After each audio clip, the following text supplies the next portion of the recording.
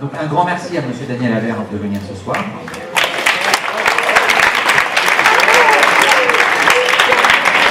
Pour une conférence qu'il a choisi de nommer les ambitions nouvelles de la Chine.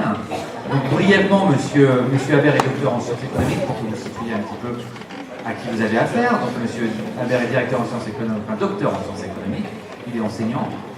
Il a été professeur où il est, je ne sais pas encore, à l'ESCP, à l'École supérieure de commerce de Paris, à Sciences Po. Monsieur Habert est également président de France Pacifique Consultant. C'est une société de conseil, ça n'a pas de secret pour vous. Et son métier principal dans cette société de conseil, c'est d'aider les firmes françaises à s'installer et à réussir en Chine. Ce n'est pas une mince affaire, j'imagine, il nous en dira peut-être plus tout à l'heure. Monsieur Habert a notamment, par le passé, et surtout, été conseiller technique au cabinet du ministre français du commerce extérieur, entre 86 et 88, c'est ça. Et il est aussi l'auteur de très nombreux ouvrages sur la Chine et sur les relations entre l'Occident et la Chine. Voilà. Donc, un grand merci d'être parmi nous et je vous laisse la parole tout de suite.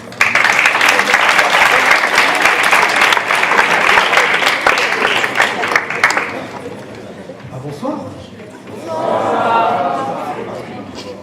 Quelles que soient les études que vous allez entreprendre, les métiers que vous ferez, vous allez, vous le savez, rencontrer la Chine, et de plus en plus, parce que même si aujourd'hui la Chine apparaît comme un grand pays, c'est la deuxième hyperpuissance après les États-Unis. Est-ce que c'est le centre du monde? On va en parler, mais ce n'est que le début. La Chine, elle vient de naître, ou de renaître, et ça s'appelle souvent la renaissance de la Chine, et ça a commencé il y a à peine 40 ans. Et pendant 20 siècles, la Chine, elle était isolée, elle se croyait le centre du monde. Ceux qui font du chinois, il y en a? Ils savent comment on dit la Chine, comment on dit la Chine en chinois. Donc, c'est le pays du milieu. Et d'ailleurs, c'est une des grands malentendus pour les Occidentaux, parce qu'ils croient que vouloir être au centre du monde, c'est vouloir dominer le monde. C'est ça un des grands malentendus, parce qu'aujourd'hui, je ne sais pas si vous avez remarqué, beaucoup de gens ont peur de la Chine. Il y a des présidents américains qui essayent de les punir. Faire quoi, je ne sais pas, on va en parler peut-être, en leur imposant des droits de douane qui n'ont pas beaucoup de sens pour un professeur d'économie ou pour des étudiants d'économie, mais il le fait quand même.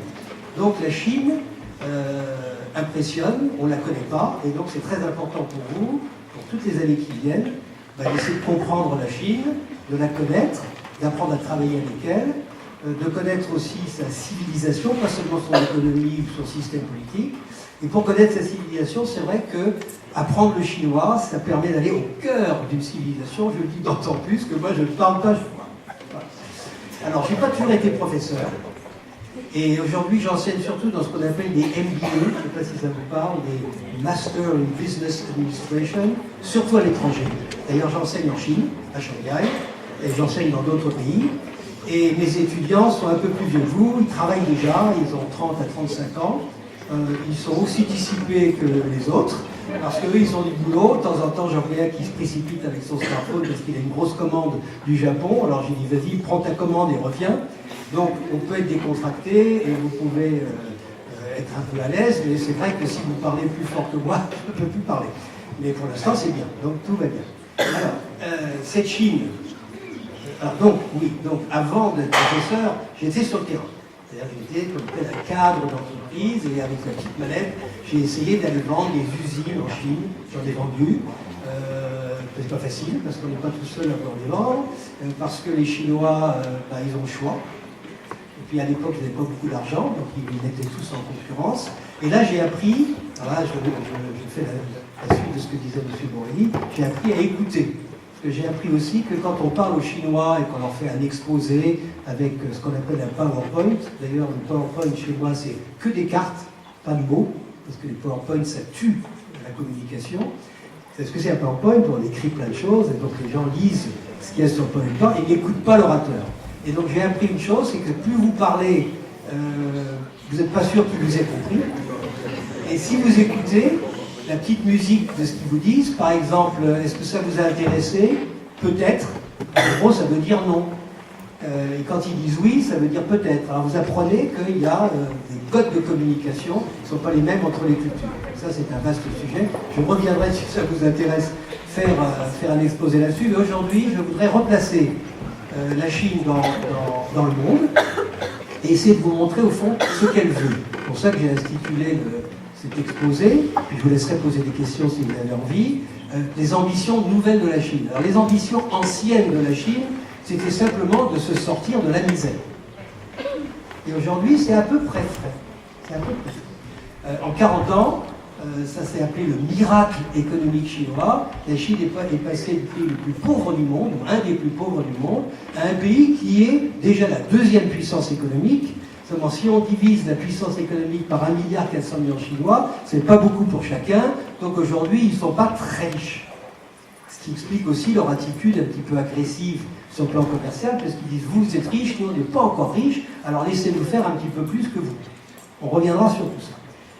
Je vous brosse un petit tableau de l'histoire chinoise en 5 minutes, pour que vous compreniez où ils en sont dans leur tête aujourd'hui, ces Chinois que je rencontre, que ceux qui se promènent en Chine avec le professeur Regensberg découvrent un peuple sympathique, qui il y a 40 ans était misérable, fermé au monde, et à qui on a ouvert tout d'un coup les frontières, qui peuvent voyager et qui en profitent. Le plus grand nombre de touristes dans le monde sont les Chinois. Vous savez combien il y en a eu l'année dernière? Plus de 100 millions. Plus de 100 millions de Chinois, un dixième de la Chine, se baladent dans le monde aujourd'hui en touriste, prenant des photos de la Tour Eiffel, entre autres. Ce peuple chinois, il vient de loin. Pendant 22 siècles, ils ont eu des empereurs. Alors, il y avait l'empereur, il y avait sa cour, il y avait des paysans pauvres, quasiment esclavagés. Tout a changé en 1911, quand le dernier empereur, et ceux qui n'ont pas vu le film Le Dernier Empereur, il faut le voir parce que ça marque les esprits, ça donne une bonne idée de ce que pouvait être la Chine et du passage de la Chine à la République. Et cette République qui devait libérer les Chinois en 1911, ça a été le départ du pire moment pour les Chinois. Ils étaient esclaves, et là tout d'un coup, ils ont été pris dans ce qu'on appelle le chaos et le désordre. Parce qu'entre 1911 et jusqu'au 1er octobre, on célèbre aujourd'hui l'entrée de Mao dans Pékin en 1949. Donc ça fait 69 ans, ce même jour, que Mao a mis fin au chaos. Et donc de 1911 à 1949, les Chinois, ils ont été laissés à eux-mêmes, sans autorité. Et le désordre, c'est le pire. Il n'y a qu'à regarder ce qui se passe en Indonésie aujourd'hui. C'est le pillage. Dieu sait ce qui va arriver derrière, parce que dès qu'il n'y a plus d'ordre, loi et ordre, ça devient le chaos et ça devient très dangereux pour chacun. Et donc les Chinois ont vécu presque 40 ans de guerre civile, de seigneurs de la guerre, où il y avait dans toutes les provinces de Chine des armées indépendantes avec des chefs à leur tête, et donc ils ont vécu dans l'angoisse. Ils ont vécu surtout dans une guerre civile qui a opposé Chiang Kai-shek, qui était le gouvernement officiel dit nationaliste, qui a perdu la guerre et qui a dû fuir le 2 octobre 1949 à Taïwan, où ses successeurs ont pris le pouvoir. Et puis, il y a eu les Japonais qui sont venus à partir des années 30, qui ont envahi la Chine, qui ont massacré beaucoup de Chinois, qui ont créé donc beaucoup de morts et beaucoup de panique. Et en 1949, les voilà délivrés. Il y a l'ordre, c'est l'ordre communiste, celui qui règne encore aujourd'hui. Peut-être encore pire que à l'époque, parce que maintenant, le Parti communiste, 80 millions de membres, a les moyens technologiques de la surveillance que Mao n'avait pas. Mais les Chinois, tous, qu'il ait fait du bien ou du mal, Mao, ils reconnaissent qu'il a remis de l'ordre. Et donc depuis 1949, les Chinois vivent dans la sécurité et l'ordre. C'est un des rares pays où vous pouvez aller seul, jeune fille, quel que soit votre âge, vos parents ne seront pas inquiets. Il vous arrivera rien. Il n'y a pas beaucoup de pays au monde où on est absolument certain qu'un jeune homme ou une jeune fille qui se balade tout seul, il ne lui arrive rien. Alors la Chine est un pays où règne l'ordre. C'est l'ordre communiste, et cet ordre communiste sous Mao, pendant 30 ans, c'était un ordre très particulier. l'économie était négligée, parce que Mao croyait au pouvoir de la politique. Il pensait que les hommes peuvent contrôler la nature, et il disait, on va faire ça. Par exemple, on va mettre des usines sidérurgiques dans chaque village, ben, ça ne marche pas. Et 30 ans de maoïsme a conduit la Chine à reculer en termes économiques. Les Chinois se sont appauvris pendant toute la période de Mao, mais, et ça c'est paradoxal, pendant toute la période où Mao était au pouvoir, le monde entier regardait la Chine avec intérêt, avec interrogation, et rencontrer Mao, c'était pour les dirigeants du monde entier une espèce de gloire. Quand le président américain en 1971, c'était pour la première fois à Pékin, rencontrait Mao, c'était Nixon. Lui, Nixon, qui était l'homme le plus puissant du monde, se comportait un peu comme un petit enfant devant le grand Mao. Donc, Mao a réussi à faire croire au monde qu'il était puissant alors que le pays était une véritable catastrophe, une ruine. Et aujourd'hui, on a un dirigeant, 40 ans après, qui s'appelle Xi Jinping, et je voudrais vous montrer son visage, parce que c'est l'homme le plus puissant du monde.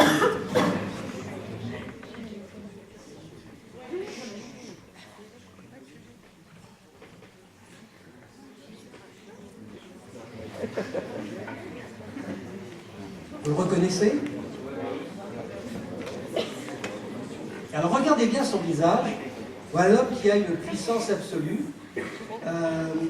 Quand Mao est mort, il y a un petit bonhomme qui est arrivé 2 ans après. Mao est mort en 1976. Pendant 2 ans, il y a eu la poursuite du maoïsme, c'est-à-dire de la folie, par sa veuve, Qing, avec 3 membres du parti qui venaient de Shanghai, qui ont fait régner la terreur en Chine. Ils ont tous été mis en prison et certains ont été exécutés. Et puis, après, est venu le sauveur de la Chine. Celui qui a fait la Chine actuelle, la Chine moderne. Un petit bonhomme, né au Sichuan, qui s'appelle Deng Xiaoping, le petit timonier par rapport au grand timonier. Et lui a mis la Chine sur des rails nouvelles. Instantanément, il a dit, le Parti communiste doit rester au pouvoir, mais il faut changer de modèle économique. Le modèle communiste, ça ne marche pas. Alors on va prendre le modèle qui marche, le modèle de l'économie de marché. On peut appeler le modèle capitaliste, que les Chinois appellent le socialisme aux couleurs de la Chine, ce qui veut dire capitalisme. Donc vous voyez que les dictionnaires doivent s'adapter à la réalité. Et c'est-à-dire qu'il a dit aux Chinois, ben maintenant vous êtes libres. Il a dit ça aux paysans. Il a dit, paysans, maintenant vous faites ce que vous voulez, vous produisez ce que vous voulez, et vous allez le vendre sur les marchés au prix que vous voulez. En 1 an, la production agricole a doublé. Et la Chine, au lieu d'importer de quoi manger, pouvait exporter ses surplus, et avec les dollars gagnés avec ça, ils ont commencé à acheter des machines et des outils pour développer leur industrie. Et ils ont ouvert le pays au monde, ce pays qui était fermé pendant 30 ans, très difficile d'entrer en Chine, pas de visa, ou des visas très rares, pas de business avec l'étranger, sauf 2-3 fois par an à la foire de Canton, on en parlera si ça vous intéresse. Donc un pays fermé, tout d'un coup, qui s'ouvre, d'un coup. Et qui dit aux capitalistes du monde entier, venez mettre votre argent chez nous. Et le plus extraordinaire, c'est que les capitalistes l'ont fait. Et les premiers capitalistes qui l'ont fait, c'est les Chinois d'outre-mer, les Chinois dont les parents, les grands-parents avaient émigré de Chine, qui sont installés à Hong Kong, à Macao, en Thaïlande, en Indonésie, aux Philippines, un peu partout en Asie. Aujourd'hui, ils sont 40-50 millions. Ils ont fait fortune parce qu'ils ont vécu dans des pays de liberté économique, et ils sont venus mettre leur argent en Chine. Et ça a permis à la Chine de décoller. Donc l'agriculture est devenue forte, l'industrie s'est développée, et 40 ans après, on a un pays qui est la 2e puissance économique du monde. Et Deng Xiaoping, en mourant, a dit « Mes successeurs devront s'intéresser à l'économie ». Donc il a eu 2 successeurs, un qui s'appelle Jiang Zemin, 10 ans, un autre qui s'appelle Hu Jintao, encore 10 ans. Et puis maintenant, le 3e, après Deng Xiaoping, c'est lui, c'est Xi Jinping. Et lui, normalement, il est programmé pour 10 ans. Mais il a dit non. Il a dit la Chine, c'est trop compliqué. Il faut faire trop de choses pour la transformer, pour en faire un pays vraiment moderne, parce que même si elle est la 2e puissance économique aujourd'hui, ça ne suffit pas. Les Chinois sont encore relativement pauvres. C'est pas mon rêve, c'est pas le China Dream. Mon China Dream, c'est de redevenir le plus grand pays du monde, ce que la Chine était il y a 200 ans. Et donc pour cela, j'ai besoin de temps. Et donc au mois de novembre dernier, il a fait une espèce de coup d'État feutré, où il a mis des hommes à lui à tous les rouages du Parti communiste, du comité central jusqu'au district et dans les petites communes. Et surtout, il a dit, je n'ai pas de limite de temps. Donc lui vient de faire 5 ans. Normalement, il a encore 5 ans à être président. Et lui dit, ça suffit. Donc vous allez voir Xi Jinping pendant encore quelques années. Vous allez vivre avec lui pendant quelques années. Et le sujet aujourd'hui que j'ai appelé les ambitions nouvelles, c'est qu'est-ce que cet homme a en tête? Qu'est-ce qu'il veut faire de la Chine? Et puis deuxième question, est-ce qu'il peut y arriver? Alors quand on regarde cette photo, moi je la regarde souvent, je me dis, mais à quoi il peut bien penser? Je la regarde souvent parce que je la montre souvent.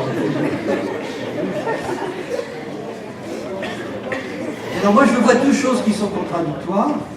La première c'est, je suis fort, j'ai tous les atouts pour réussir, j'ai un pays qui a été construit par mes prédécesseurs, qui est puissant.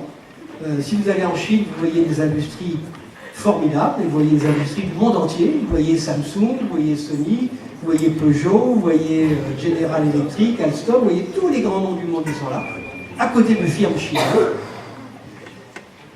Et en même temps, cet homme puissant, qui est assis sur une économie puissante, on voit quand même que pèse sur ses épaules tout le poids des défis. Alors, le mot en anglais de défi, c'est challenge. Alors, un tiers de mon cours, quand je fais un cours sur la Chine à des étudiants dans le monde, c'est consacré aux défis chinois. Parce que ce n'est pas une promenade de plaisir que de transformer ce pays. Donc voilà cet homme, et on va essayer de décoder ensemble ce qu'il peut avoir en tête. Et on va commencer par essayer de comprendre quels sont ses objectifs. Qu'est-ce que la Chine veut vraiment? Pas ce que nous lui prêtons comme ambition, mais qu'est-ce qu'elle veut vraiment? Alors quand on pose la question aux Chinois, ils disent mais tout ce qu'on veut, on l'a déjà écrit, c'est officiel, nous on n'a rien à cacher. Et c'est vrai que le système de fonctionnement d'un parti communiste, surtout celui-là avec 80 millions de membres répartis sur toute la Chine, c'est relativement transparent. C'est-à-dire que les dirigeants disent voilà ce à quoi vous devez travailler, puis ça descend jusqu'aux échelons les plus bas, les petites communes de villages, de provinces reculées, puis ça remonte vers le centre avec un certain nombre de décisions. Et il y a deux documents, tout le monde peut lire, qui disent ce que la Chine veut. Le premier, c'est le plan. Il y a, comme un peu tout pays communiste, il y a des plans à 5 ans. Et dans le dernier plan, qui doit se terminer en 2020, en gros, c'est nous voulons que la Chine ait un revenu raisonnablement satisfaisant. Alors, en chiffres, ça veut dire on voudrait bien que la Chine passe de 10 000 $ par habitant à 15 000. Alors nous, c'est 45 000. Quand je dis nous, c'est les pays riches. Donc la Chine, c'est un tiers de notre revenu. Et c'est une moyenne, parce qu'il y a les riches et il y a les pauvres. Donc passer de 10 000 à 15 000 lui semble raisonnable. Et avec 15 000, il dit les Chinois seront raisonnablement heureux et on pourra passer au stade suivant. C'est quoi le stade suivant? C'est ce qu'il a appelé dans un document qu'il faut lire si on s'intéresse à la Chine, Made in China 2025. Et qui dit voilà ce que je veux que la Chine soit en 2025. Un autre pays qui l'est toujours. Alors, on va décoder ça en deux parties, une partie plutôt économique, une partie plutôt politique, géopolitique. Qu'est-ce que veut Xi Jinping en termes économiques? Xi Jinping, lui, en fait, il est impatient de faire de la politique. Il voudrait parler sans arrêt avec les autres présidents du monde, organiser le monde, peut-être même être le leader du monde. Et il est en train de le devenir parce que le leader naturel du monde ont été longtemps les États-Unis, d'eux-mêmes renoncent à être le leader du monde. Ça a commencé sous Obama et ça continue avec Trump qui dit moi, ce qui m'intéresse, c'est America First. Ce qui se passe ailleurs, ça m'intéresse beaucoup moins. Et en particulier dans deux domaines très importants, qui est la liberté des échanges et l'environnement, l'avenir de la planète, les Américains ont renoncé à être les leaders. Eh bien, Xi Jinping a dit « c'est moi le nouveau leader ». Je défends le libre marché, donc on est dans un système complètement fou, où dans le monde, le leader du plus grand parti communiste du monde est le leader de la défense du marché libre. C'est pour quelqu'un qui fait de l'économie de la politique, c'est assez extraordinaire. C'est le plus grand paradoxe aujourd'hui dans le monde. Et sur l'environnement, lui, il a signé la COP 21 à Paris il y a 2 ans, Trump aussi, Obama aussi, Trump s'en est retiré, et les Chinois sont restés en disant « c'est nous qui allons mener le bal, donc d'autant plus que nous sommes les premiers pollueurs de la planète ».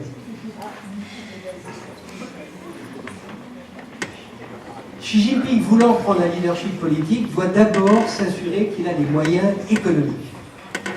C'est le même problème en France, où notre président, qui a beaucoup d'ambition sur l'Europe et le monde, doit d'abord être sûr qu'en France ça marche. C'est pas fini, c'est pas fait.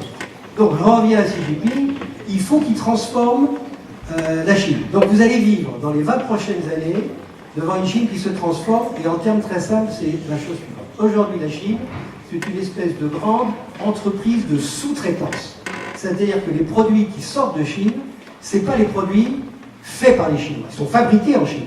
Mais c'est des produits Apple, c'est des produits Samsung, c'est des voitures Peugeot, c'est des téléviseurs Sony, etc. etc. C'est des produits qui ont été conçus ailleurs qu'en Chine.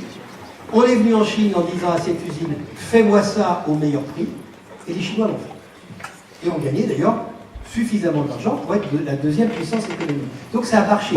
Le système de la sous-traitance a marché depuis 40 ans, et ça permet à la Chine d'être ce qu'elle est aujourd'hui, c'est-à-dire une grande puissance.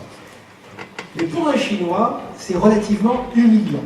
Ça veut dire quoi? Nous, les Chinois, on n'est pas capables de créer des produits, d'avoir des marques chinoises, d'être assez grands pour les vendre nous-mêmes. On a besoin des Occidentaux, des Japonais, des Coréens. Non.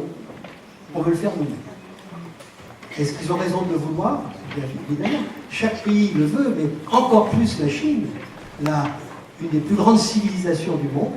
D'ailleurs, la seule civilisation qui aujourd'hui peut prétendre faire jeu égal avec la civilisation occidentale qui règne sur le monde depuis Christophe Colomb, depuis plus de 500 ans, c'est terminé. Et maintenant, la Chine, avec sa culture et sa civilisation, dit « nous aussi ». Nous aussi. Et c'est ça l'enjeu. Alors, transformer un pays qui est en sous-traitance en un pays qui va lui-même concevoir ses produits, avoir ses propres marques, ben, c'est pas facile. C'est pour ça qu'il a l'air un peu soucieux. Est-ce que je peux devenir? Est-ce qu'il est déjà en train d'y arriver? Prenons les smartphones. Il y a 5 ans, je disais à mes étudiants chinois, qu'est-ce que vous avez comme smartphone? Alors c'était une bagarre entre Apple et Samsung. Et je leur disais, écoute des smartphones chinois que je vois chez le marchand à côté de mon hôtel à Shanghai, pour $100, je peux avoir un Huawei, un Xiaomi, je ne sais pas si vous connaissez ces noms, oui, sûrement, il y a 5 ans. Et les Chinois me disaient, mais les Chinois, il y a une trentaine d'années, jamais nous n'achèterons des produits chinois. C'est pas bon. Nous, on veut le meilleur Apple, Samsung. Aujourd'hui, c'est plus ça. Aujourd'hui, Huawei, et puis d'autres marques chinoises, dont Xiaomi, encore d'autres dont les noms m'échappent à chaque fois, prennent la majorité du marché chinois. Les Chinois commencent à acheter leurs propres produits, et ça, c'est révolutionnaire, parce que les premiers à ne pas vouloir acheter les produits chinois, c'était les Chinois eux-mêmes, parce qu'ils disaient, ils sont pas bons. C'est forcément les produits occidentaux qui sont meilleurs. Et ça, c'est en train de changer. Et ça, c'est la victoire de ce que veut faire Xi Jinping, c'est-à-dire avoir une capacité de créativité chinoise. La vraie question qui arrive à ce moment-là, c'est les Chinois sont-ils suffisamment créatifs? Est-ce que vous avez entendu parler d'inventions chinoises ces 200 dernières années? Alors quand je pose la question à mes étudiants chinois, ils disent nous avons inventé le papier, l'imprimerie, la poudre et la boussole, mais ça c'était il y a 1000 ans, il y a plus de 1000 ans. Et depuis on n'a pas inventé grand-chose, mais c'est en train de changer. Par exemple, Facebook ou Amazon, ou Google, ils ont des concurrents chinois. Vous les connaissez? Alibaba. Baidu. Parce que quand vous êtes en Chine, avec votre ordinateur, on a du mal à avoir Google. Je dirais même qu'on ne peut pas avoir Google. Alors on va sur Baidu, qui est presque aussi bien. Donc on voit déjà apparaître sous vos yeux, en ce moment, pendant que vous étudiez, une Chine nouvelle. Et donc l'ambition nouvelle de Xi Jinping en matière économique, et maintenant je vais aborder le point politique qui est un peu plus intéressant, c'est transformer la Chine, qu'elle développe ses propres produits et surtout, et là je termine, devenir une puissance scientifique et technologique. Aujourd'hui, les grandes puissances scientifiques et technologiques, c'est les États-Unis, le Japon, encore que vous n'avez pas entendu parler de grandes percées technologiques et scientifiques au Japon, en tout cas pas scientifiques. C'est un certain nombre de pays, peu nombreux, et la Chine dit, si je veux devenir vraiment une grande puissance, il faut que je sois aussi une grande puissance scientifique et technologique. Ils ont des universités où se pratique d'ailleurs la plus grande sélection qu'on puisse imaginer. Si vous pensez qu'en France le système est sélectif, vous avez raison, mais en Chine c'est 10 fois pire. D'ailleurs dans toute l'Asie c'est 10 fois pire. C'est hyper sélectif. Et sortent de ces universités de brillants cerveaux. On leur bâtit des centres de recherche avec tout le matériel moderne. Mais qu'est-ce qui manque pour qu'ils soient vraiment créatifs? La liberté de penser, l'étincelle du génie. Il se trouve que pour l'instant, il n'est pas en Chine. Ce matin, on a donné le premier prix Nobel de la série qui va sortir, c'est en médecine. Il y a un Américain et un Japonais. Alors, vous voyez, les Asiatiques sont capables d'avoir des prix Nobel. Sauf que ce Japonais a étudié et vécu et développé ses produits aux États-Unis. Alors ça veut dire que les cerveaux des Chinois, ils sont largement aussi intelligents et créatifs que les nôtres, mais ils ne sont pas mis dans le bon environnement. Et c'est sûr que quand vous vivez dans un système où Confucius, la tradition confucienne domine, où on respecte les maîtres, ce qui est d'ailleurs pour le maître très intéressant. Les premières fois que j'ai enseigné en Chine, il y a 15 ans, je termine mon cours, j'ai dit, y a-t-il des questions? Aucune question. Alors j'ai été voir mes élèves après, on me dit, ah oui, parce que si on pose des questions, c'est que le maître n'a pas été assez clair, donc c'est un petit peu arrogant ou humiliant pour le maître, donc on pose pas de questions. Alors j'espère que vous n'êtes pas trop chez moi et que vous poserez des questions. Bref, le problème de la créativité, c'est le problème essentiel pour la Chine, et c'est la première interrogation dans le regard de Xi Jinping. Alors maintenant, on va passer à la géopolitique. Et là, je pense que ça va vous intéresser plus, que tout le monde est très bon en géopolitique. En économie, moins bon, c'est plus compliqué, mais en géopolitique, tout le monde est bon. Alors, je voudrais commencer par cette carte du monde, parce que cette carte, vous la reconnaissez? C'est la nôtre. C'est comme ça que nous, depuis qu'on est tout petit, on nous présente le monde. Et dans cette représentation du monde, le centre du monde, c'est Châteauroux. Et Châteauroux est au centre de la France, est au centre de l'Europe, est au centre du monde. Et dans ce système-là, il y a la masse sur la planète qui est la plus grande masse.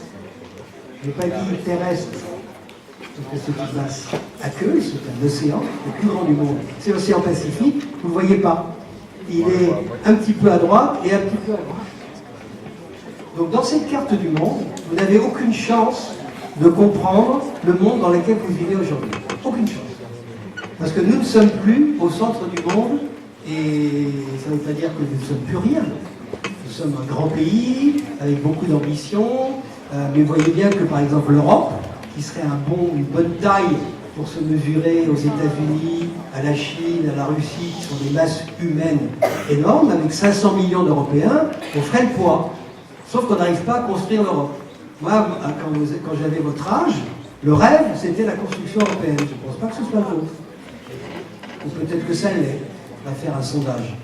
Donc, dans ce système de représentation, vous n'avez aucune chance. Alors, le système de représentation des Chinois, c'est celui-là, Jiangguo. La Chine est au centre du monde. En fait, le centre du monde, c'est l'océan Pacifique lui-même. Et il y a une île qui est au centre du Pacifique, Hawaï, qui est un centre du monde intéressant. D'abord parce que c'est un État américain en plein milieu de la mer, parce que c'est là qu'il y a Pearl Harbor, qui est la base navale militaire américaine, qui a été bombardée par les Japonais en décembre 1941, grâce à quoi les États-Unis sont entrés en guerre contre les nazis, mais aussi grâce à quoi les Américains sont entrés en guerre contre le Japon, parce que le Japon les avait attaqués. C'est sur le Japon qu'on a jeté les deux premières et les deux seules bombes atomiques de l'histoire pour l'instant, et j'espère qu'on en restera là. Et c'est à partir de ce 6 août et 9 août 1945, où les Américains ont jeté ces bombes sur le Japon, que l'océan Pacifique est devenu, pour les Américains, plus important que le reste. Et alors, je reviendrai sur cette carte, mais voilà la carte du monde qui est la vraie carte du monde d'aujourd'hui. S'il y a bien un pays qui est Jiangguo aujourd'hui, ce sont les États-Unis, du moins jusqu'à ce que Trump décide que ça n'intéresse pas trop d'être au centre du monde, lui il s'en fout. Dans cette carte que vous voyez, l'avantage, et vous allez comprendre ensuite l'ambition chinoise par rapport à cette carte, l'avantage des États-Unis sur tous les autres pays du monde, c'est que c'est le seul grand pays qui a une fenêtre sur le grand océan Atlantique et une fenêtre sur le grand océan Pacifique. Et donc il peut avoir une politique vers l'Est, vers l'Europe, vers la Méditerranée, vers le pétrole du Moyen-Orient et au-delà, et à l'Ouest, là où à l'Ouest il a des soldats américains basés au Japon, 40 000, et en Corée, 40 000, 80 000 Américains qui vivent constamment, en permanence, au Japon et en Corée. Et puis apparaissent sur cette carte-là le grand rival américain des 30 années qui viennent, des 50 années qui viennent, la Chine. Donc pour les États-Unis, ce transfert d'intérêt de la droite vers la gauche s'est passé il y a quelques années, sous Obama. Madame Clinton était ministre des Affaires étrangères, on dit secrétaire d'État, et elle a dit les États-Unis pivotent, c'est-à-dire qu'ils étaient là, ils s'intéressaient à ça, hop, ils pivotent vers la gauche. Et donc, ça, c'est la carte américaine du monde. Je suis au centre du monde, même si le monde m'intéresse moins. Et si je reviens sur cette carte, je m'aperçois, moi, la Chine, que j'ai un problème. Je n'ai qu'une fenêtre sur un seul océan, le Pacifique. Et donc, quand les Chinois, par exemple, émigrent, ce qui s'est fait depuis des siècles, ils émigrent tout autour de la Chine, dans tous ces pays que vous voyez, qu'on appelle l'Asie du Sud-Est, l'Indonésie, Singapour, etc. Et la Chine est un peu isolée sur son continent, d'autant que, je crois que vous avez tous une carte de la Chine, je ne sais pas si j'en ai ici. Voilà, tiens, celle-là est très bien. Vous voyez que la Chine est entourée de beaucoup de pays. La Russie, la Corée, la Mongolie, le Kazakhstan, l'Ouzbékistan, le Tadjikistan, l'Inde, le Pakistan, donc il est encerclé. Et puis surtout, là j'ai pas de carte de géographie, je crois sous la main, c'est là qu'au nord se trouve le désert de Gobi, le plus grand désert du monde, rien. Et puis à gauche, vous avez le Tibet, c'est-à-dire un tiers de la surface de la Chine, qui est à 4000 mètres d'altitude, où on ne produit rien, on ne peut pas faire pousser grand-chose, il y a quelques yaks qui se promènent dans la nature, et donc c'est un pays qui est enclavé. Donc la Chine a un problème, comment être le centre du monde si je n'ai qu'une fenêtre sur la droite? Par rapport à mon rival qui a deux fenêtres, je n'ai qu'une fenêtre. Il y a un bureau sans visibilité. Ça vous parle? Alors si vous étiez des Chinois, et si vous étiez Xi Jinping, qu'est-ce que vous feriez?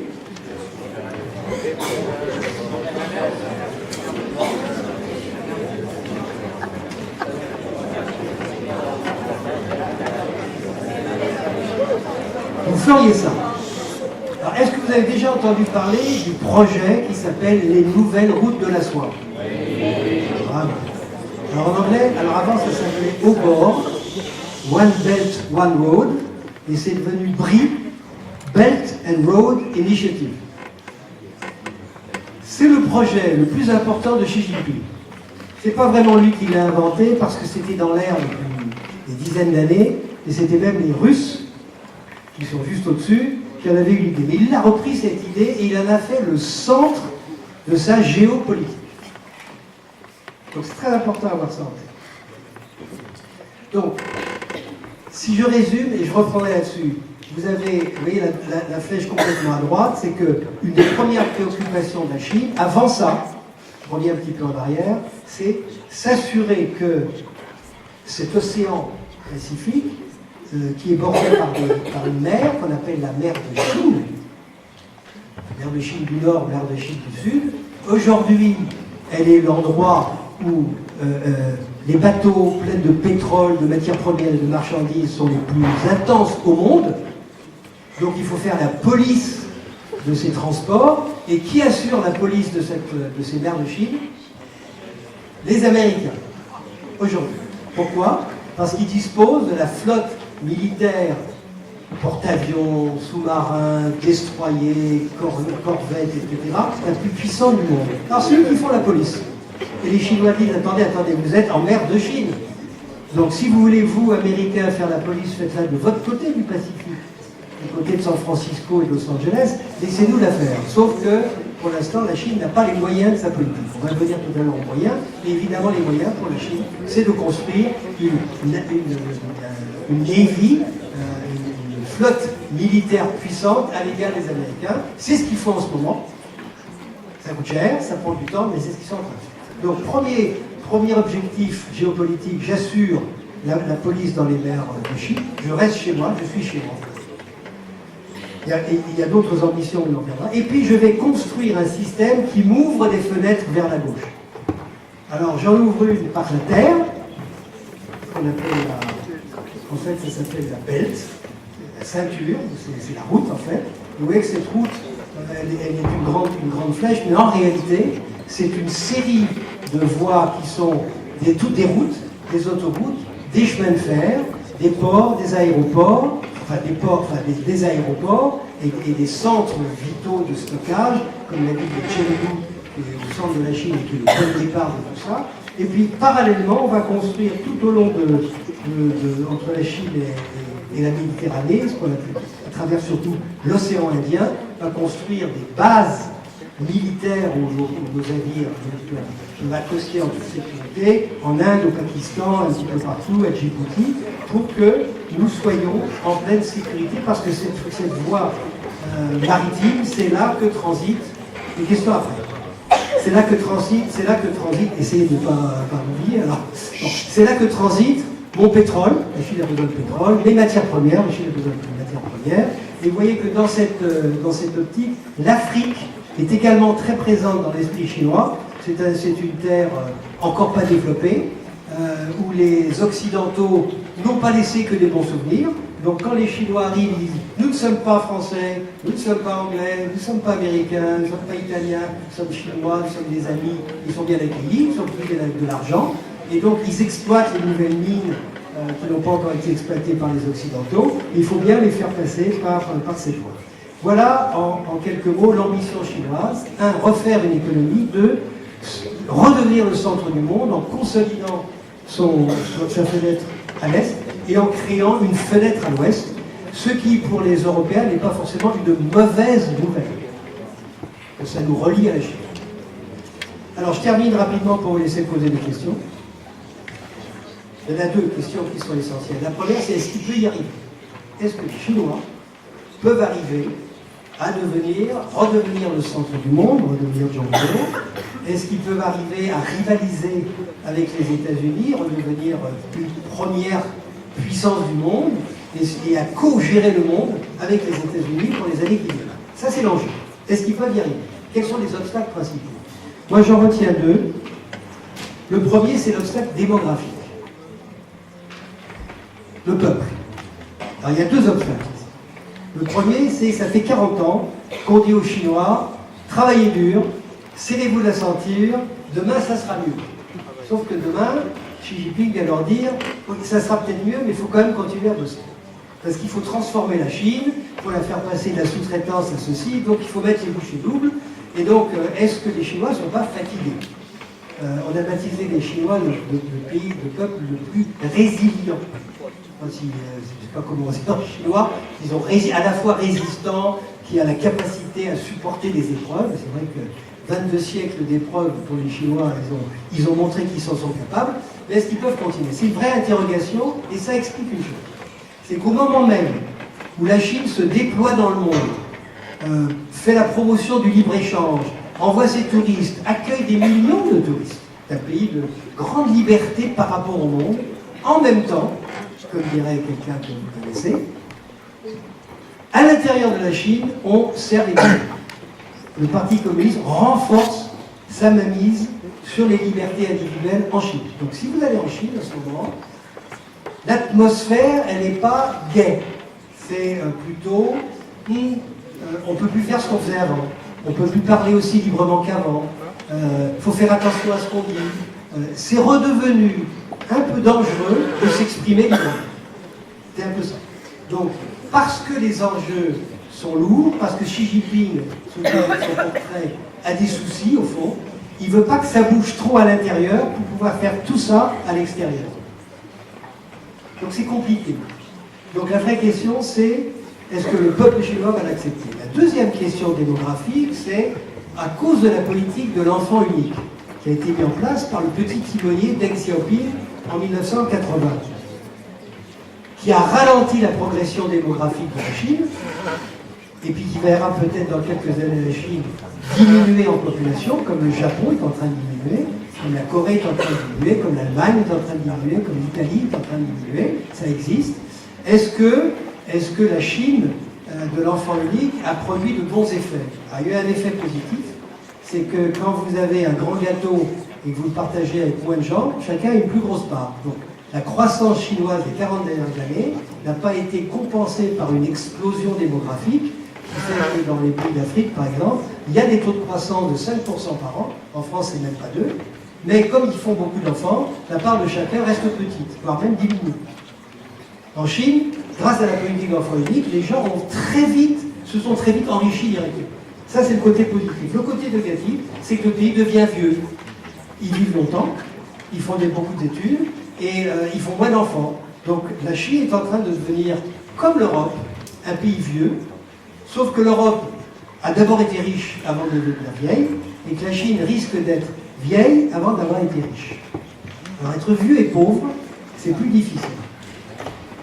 Et en particulier, un des grands enjeux dont je n'ai pas eu le temps de parler, mais je vais en parler maintenant, qui est le plus difficile, c'est comment faire que la Chine soit le meilleur marché pour les Chinois. Les usines chinoises qui vont fabriquer les produits chinois, ils ont le plus gros marché à leurs pieds.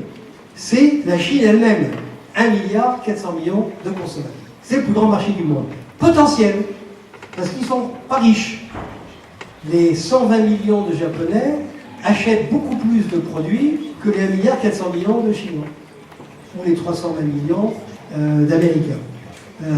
Donc il faut transformer les Chinois en consommateurs. Le problème avec ce peuple chinois, c'est depuis qu'il existe, tous ces 22 siècles d'empire, ces 40 ans de guerre civile, et les 30 ans de Mao, et les 35 ans de redressement économique, tout ça fait que les Chinois ont une vision très floue de leur avenir. Ils ont peur du lendemain, s'ils sont malades, s'ils perdent leur boulot, comment financer les études de mes enfants parce que ça coûte cher.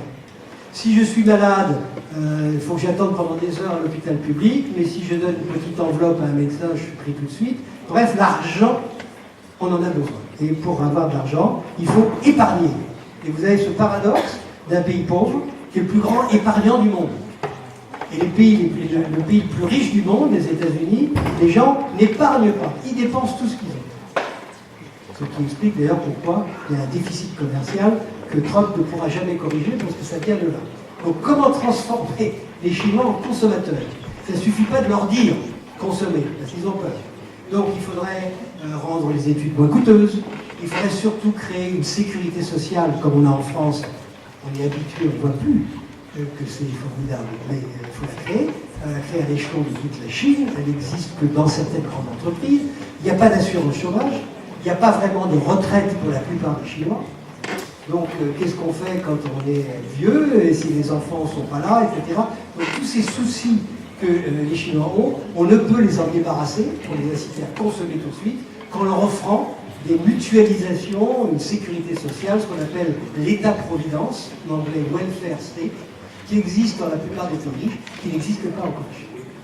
Et le problème pour la Chine aujourd'hui, c'est le troisième problème, c'est pas un bon moment pour la Chine pour mettre tout ça en place, parce que depuis quelques années, depuis en particulier 2008, le monde va moins bien.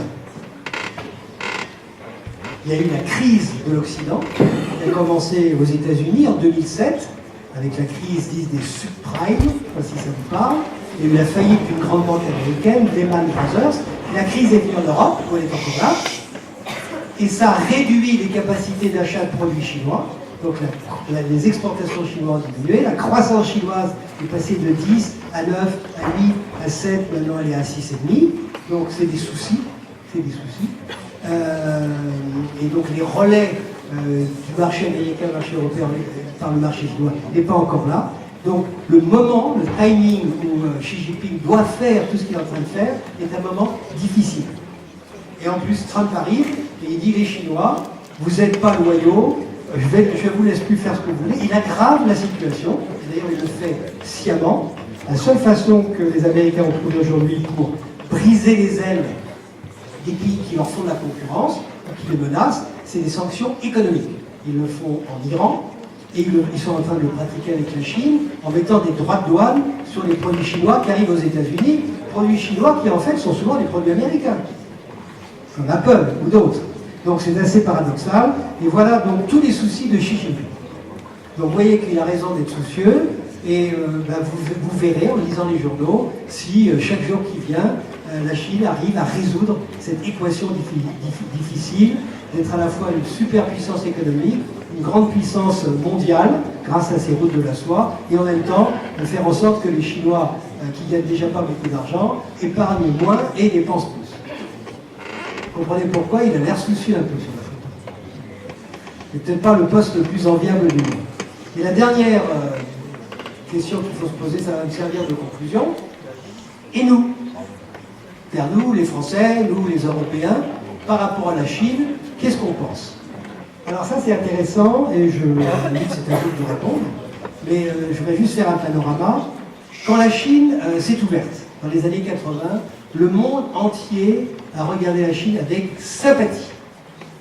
C'est formidable de voir ce grand pays, cette grande civilisation, revenir dans le monde, devenir un bon citoyen du monde, adhérer à toutes les organisations internationales, participer à la vie du monde, envoyer des touristes, ouvrir leurs frontières à nous, les investisseurs, les touristes, les amis. Donc tout ça, on s'est réjoui. On s'est réjoui de voir 400-500 millions de Chinois sortir de la misère pour devenir une classe moyenne. Bref, on était tous ravis. Et ça a tourné. Et ça a tourné à un moment très précis, qui est 2008. 2008-2010. Qu'est-ce qui s'est passé en 2008-2010? En Chine, il s'est passé des choses formidables. 2008, les Jeux Olympiques de Pékin. Vous étiez nés quand même. Les Jeux Olympiques, vous étiez peut-être tout petit. Les Jeux Olympiques de Pékin qui a marqué l'émergence de la Chine, parce que ça a été à la fois bien organisé, et en plus les Chinois ont remporté le plus grand nombre de médailles, donc c'était formidable.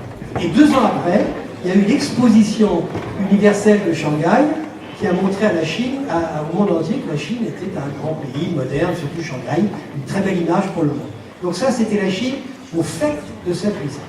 Et au même moment, les États-Unis, l'Europe, mais aussi le Japon et la Corée, sont touchés par la crise, une crise grave, une crise très sérieuse, qu'on a plus ou moins compensé par des mesures que les gouvernements ont prises et qu'on n'a pas voulu vraiment noter, mais tous les gouvernements ont été à la hauteur de la crise. Ils ont à peu près permis de passer cette crise sans trop de catastrophes.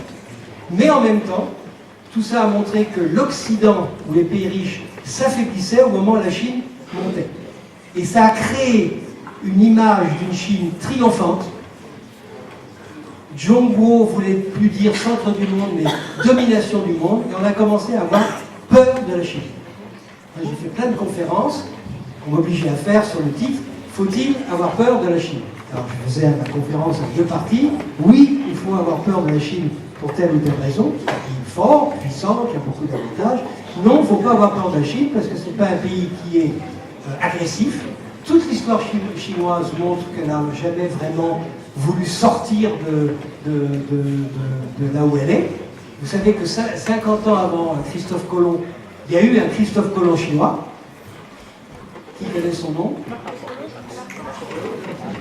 L'amiral Zheng He, un chinois. Dans les années 1410-1420, il a construit des bateaux un peu comme ceux de Christophe Colomb. Et il a fait le tour, il est allé... Ah, il est allé...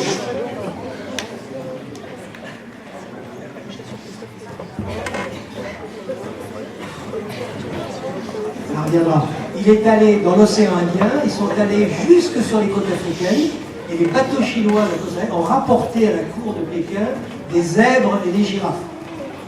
Et l'empereur a dit, si c'est ça qu'il y a à l'étranger, on n'a vraiment pas besoin de connaître l'étranger, donc on brûle les vaisseaux, et on se ferme au monde parce que ça ne nous intéresse pas. Voilà. Donc maintenant, place aux questions, si vous voulez bien, en disant que l'avenir des relations...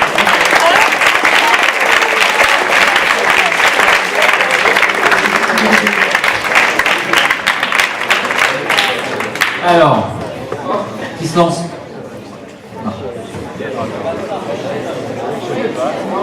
Vous êtes sympa dans la mesure que vous avez été relativement calme, vous le restez et vous écoutez les questions de vos camarades.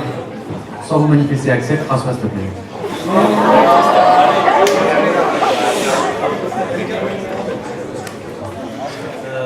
Vous avez dit que la Chine n'était pas trop comme l'Occident, dans le sens où elle n'était pas si avec une idée de colonisation, dans le sens où si on va vers l'extérieur, c'est pour avoir une mainmise, mais juste sur l'extérieur, ça nous intéresse oui ou non. Mais est-ce qu'il n'y aurait pas un changement de cette philosophie, par exemple en mer de Chine, avec les petits îlots qui sont en train de se créer, pour avoir de plus en plus d'emprise territoriale?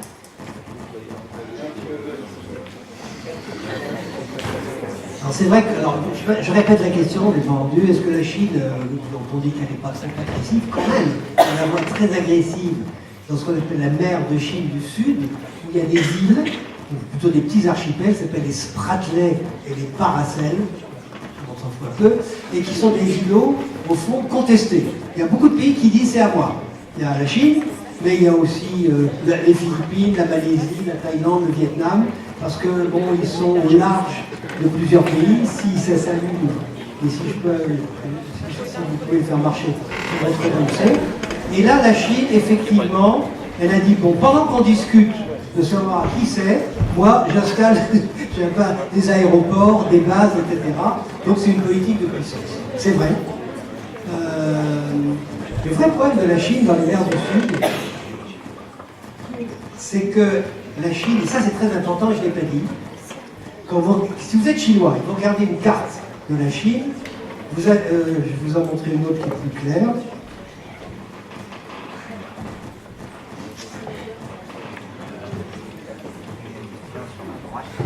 Voilà, celle-là.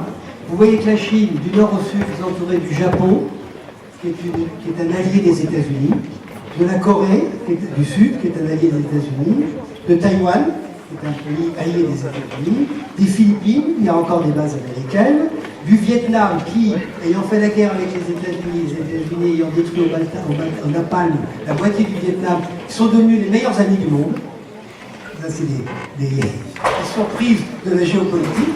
Donc, les Américains sont un peu chez eux au Vietnam, Malaisie sont chez eux, Singapour ils sont chez eux. Donc, du point de vue chinois, la Chine est entourée d'une ceinture de, en anglais on dit containment, c'est une ceinture qui empêche la Chine de respirer librement, et la Chine regarde ça avec beaucoup de soucis. Et donc, elle dit, je ne suis pas un agresseur, mais je me défends, parce que c'est ce containment-là qui me semble agressif, ça m'empêche de respirer, ça m'empêche d'être net chez moi, d'autant que tous ces pays-là, dans le passé impérial de la Chine, c'était des pays amis ou vassaux de la Chine. Alors la question, j'ai pas le temps d'y répondre, mais suivez bien ça, tous ces pays, du Japon à la Corée, etc., qui sont, allez, pro-occidentaux, et à qui on demande de choisir leur camp. Vous êtes du côté des Américains ou vous êtes du côté des Chinois, commencent à se poser des questions. Je suis pro-occidental, mais est-ce que c'est si bien? Est-ce que je peux faire confiance durablement à une Amérique qui dit qu'elle est notre allié, mais tout d'un coup, je vois Trump, il suffit d'un nouveau président pour qu'il change d'idée et qu'il ne respecte pas les traités. Sorti des traités signés. Alors, tous ces pays-là qui réfléchissent, qui sont des peuples intelligents, commencent à avoir des doutes. Et en plus, ils regardent à gauche, ils voient la Chine, qui devient de plus en plus prospère, qui a un marché encore naissant, mais qui est déjà très important. Si vous êtes par exemple un industriel taïwanais et que vous avez un marché Taïwan de 20 millions d'habitants, si vous franchissez le détroit et vous installez en Chine, et ils le font, plein, ils le font tous d'ailleurs, vous avez un marché d'1,4 milliard.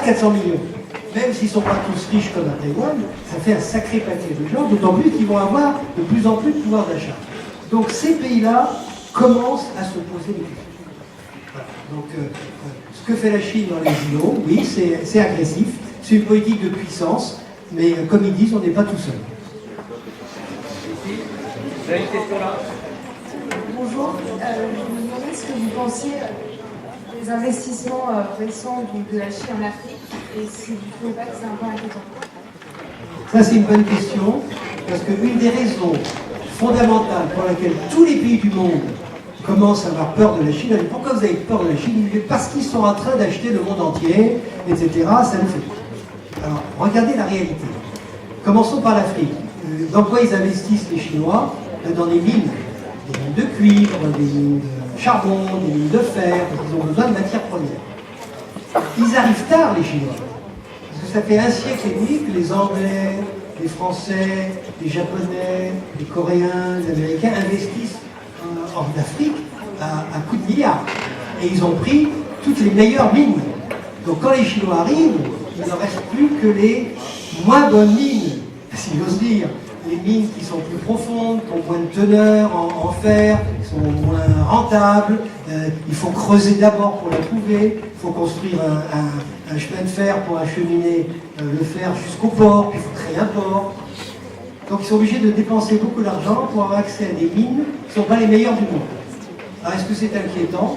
Moi je n'en sais rien. Je dirais que pour l'Afrique, c'est une bonne nouvelle de voir que les Chinois viennent relayer les Occidentaux qui ont moins d'argent et moins besoin, les ont un petit peu abandonnés.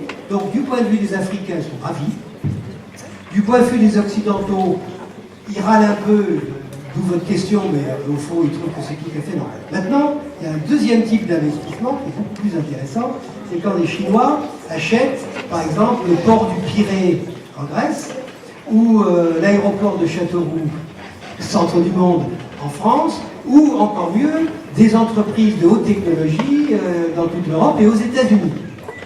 Alors là, les autorités disent attention, là, les Chinois sont en train de ce qu'on appelle d'acheter des actifs stratégiques. Alors est-ce qu'il faut les autoriser ou pas?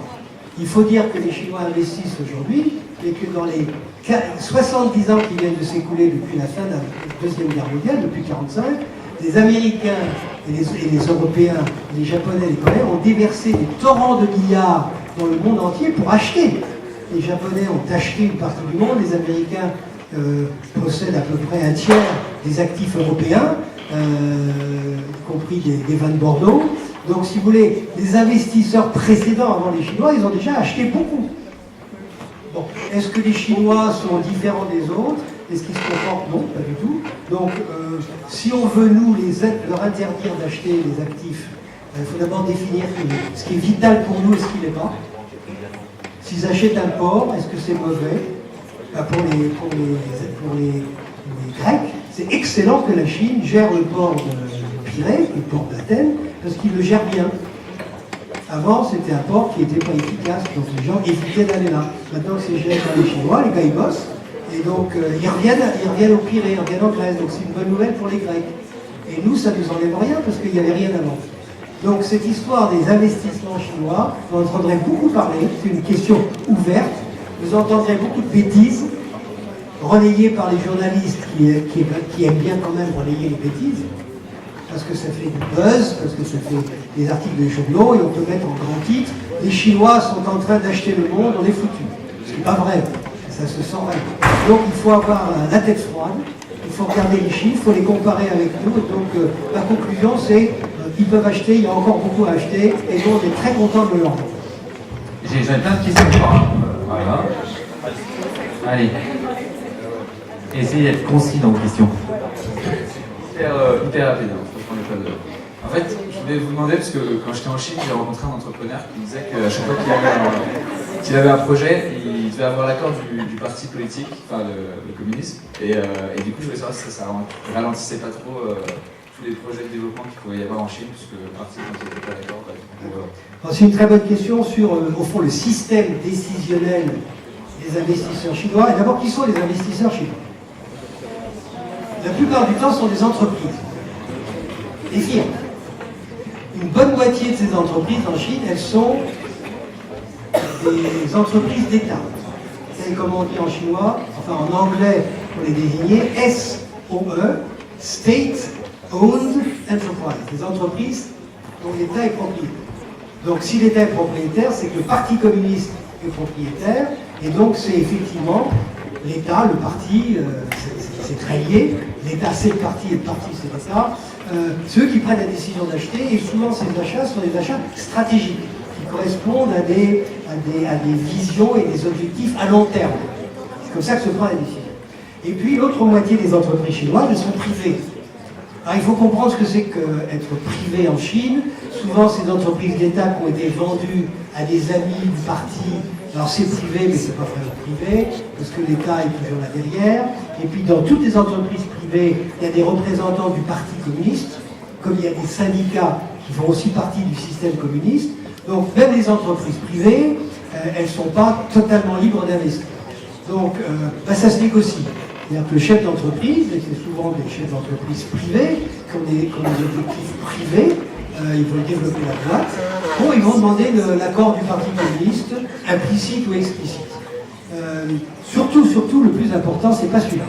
C'est que si vous voulez investir, il faut sortir de l'argent de Chine. Or, en Chine, la monnaie, c'est le yuan, ou le RMB, et c'est pas une monnaie internationale, c'est pas une monnaie convertible.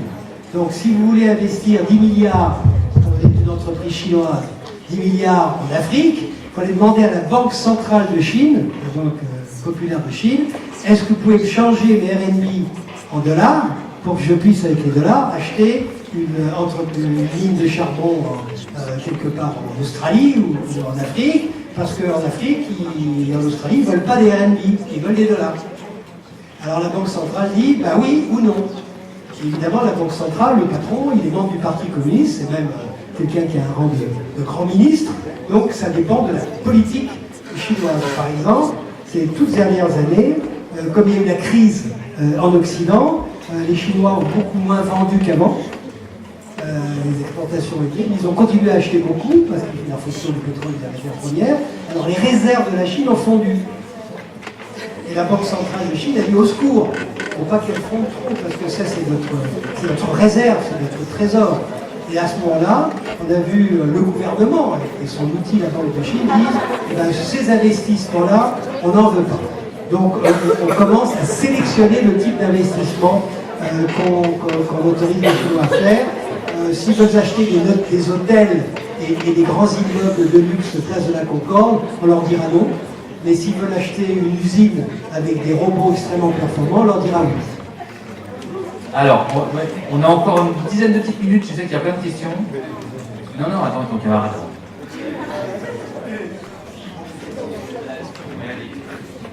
Est-ce que le fait que la culture chinoise soit différente, ça peut influencer sur leur expansion économique, le fait que nous, les pays occidentaux ou plus riches, s'installons là-bas pour développer des industries?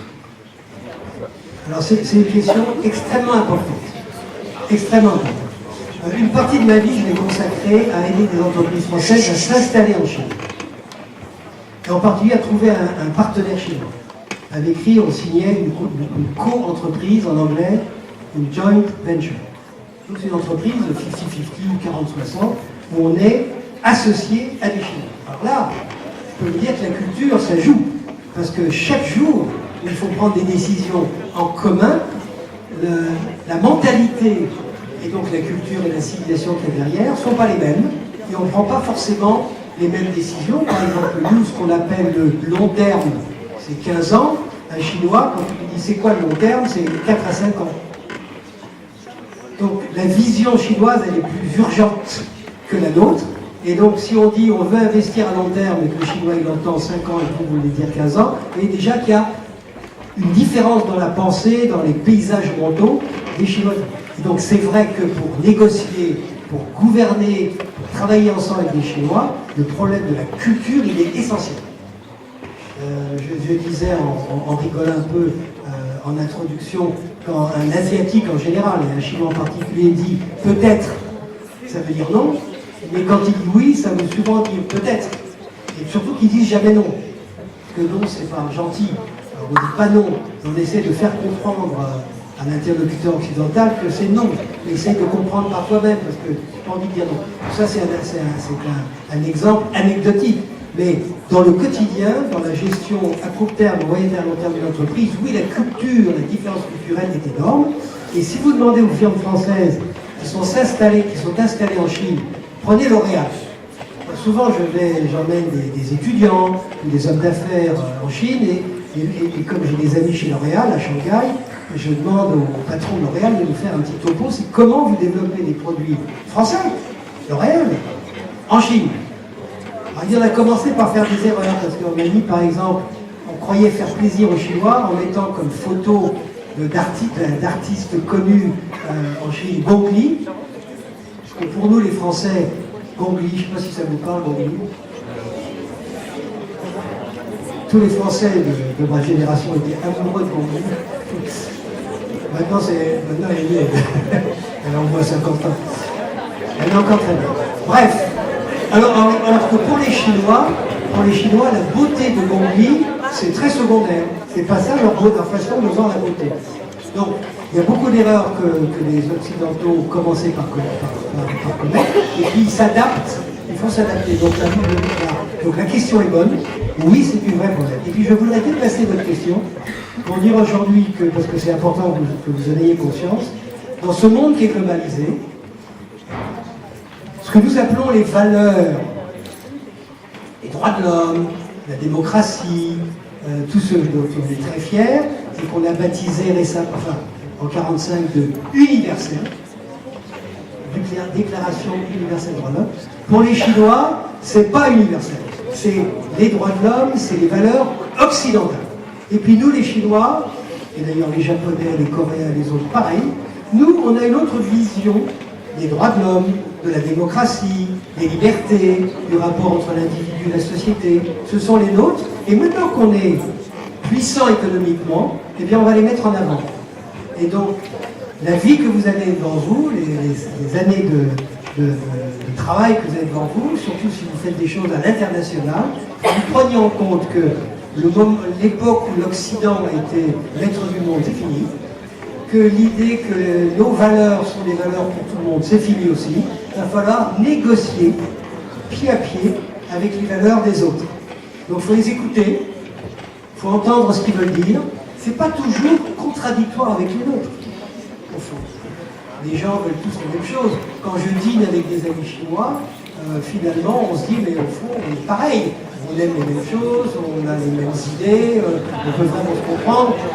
Il y a beaucoup de mariages entre occidentaux et chinois. Je ne suis pas sûr que ça se passe toujours bien, mais peut-être pas plus mal qu'avec des occidentaux entre eux. Donc c'est une vraie question. C'est une vraie question, c'est peut-être la plus importante de toutes les questions. C'est comment allons-nous concilier, trouver un compromis entre ce qu'on pense être des valeurs universelles qui sont les nôtres et les leurs. Encore alors une question, peut-être qu'il nous dit là-dedans, mais est-ce que vous pouvez nous dire à quelle échelle est-ce que la Chine est présente en Afrique? Est-ce que vous pouvez nous dire à quelle échelle est-ce que la Chine est présente en Afrique? Non, parce que j'ai pas de... D'abord, moi je suis quelqu'un qui vit de moins en moins avec les statistiques, parce qu'elles changent tout le temps, et en plus on n'en est jamais sûr. Mais à grosse maille, je dirais que les investissements chinois, le flux actuel d'investissements chinois vont être le plus important de tous les pays du monde, mais que les Japonais, les Coréens, les Américains, les Européens continuent d'investir, donc c'est pas énorme. Et le stock d'investissement, c'est-à-dire que les investissements étrangers accumulés depuis 30 ou 40 ans, les Occidentaux sont là et les Chinois sont tout en bas. Donc les Chinois, pour répondre à la question, sont en train de rattraper un immense retard. allez, une dernière question pour monsieur Jean.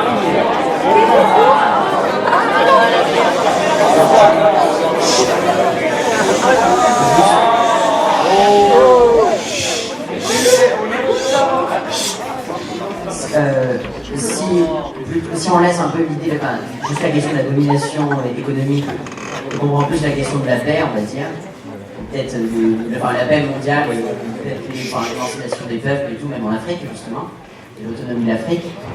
Est-ce que la Chine doit être considérée juste comme une nouvelle puissance vorace, et, on va dire un nouvel impérialiste comme les autres,